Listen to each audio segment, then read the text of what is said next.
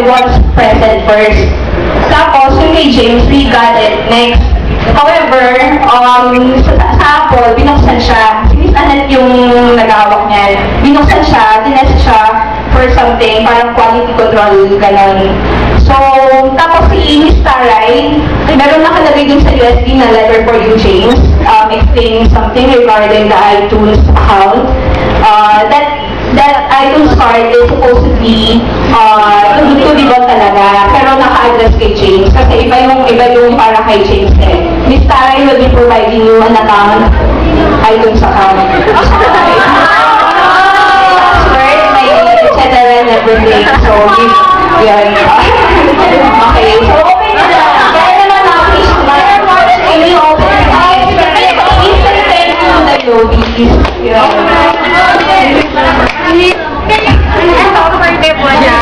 That iTunes card is for the one na kasi may Anita will be giving you something else.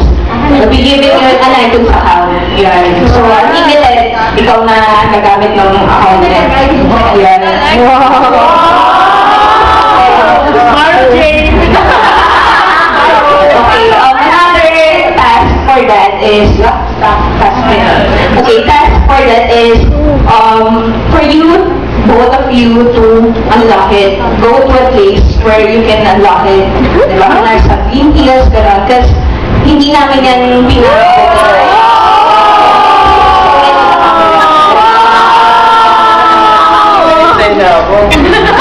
Ano daw? Eksena daw siya. Eksena daw siya. Kaya nga, nakasama pa. My gosh! Wow! Ayaw ko sa buhay ng pagmamahal ko.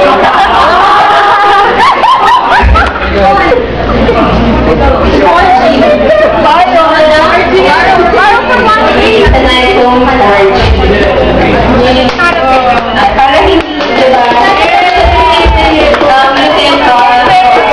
It's not yet available in the Philippines. Oh, it's not It was released on June sa America, sa USA.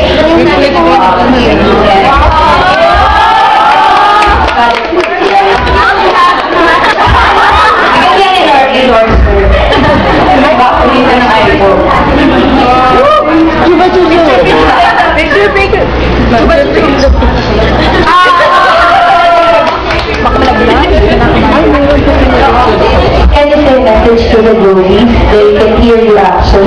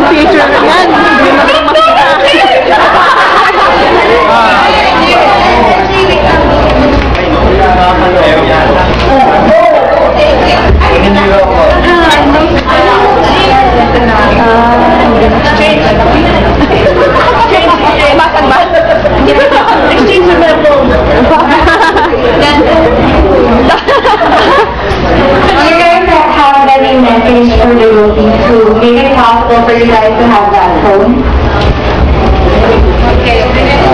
Thank you, Sir Mas. Go to Jim. Yeah. Thank you, Sir Mas.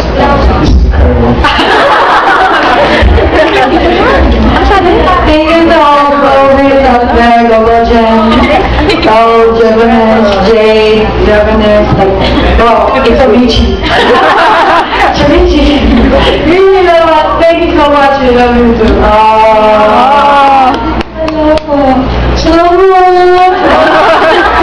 Thank you. Okay, Go for the game. Go. Come on.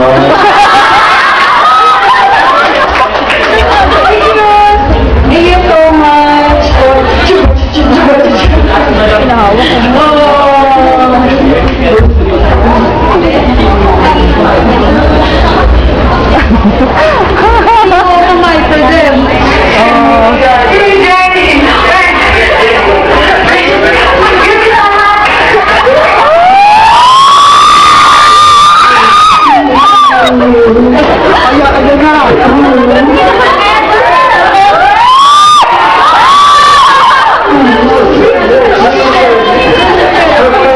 What?